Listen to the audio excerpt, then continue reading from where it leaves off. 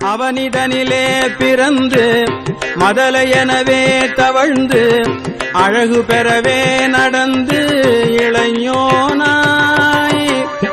அவனிடனிலே பிறந்து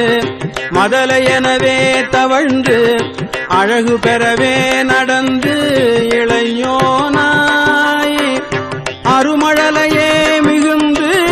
குதலை மொழியே புகன்று அதிவிதமதாய் வளர்ந்து 16 அருமழலையே மிகுந்து குதலை மொழியே புகன்று அதிவிதமதாய் வளர்ந்து 16 சிவகலைகள் ஆகமங்கள் மிகவும் வரை ஓதும் அன்பர் திருவடிகளே நினை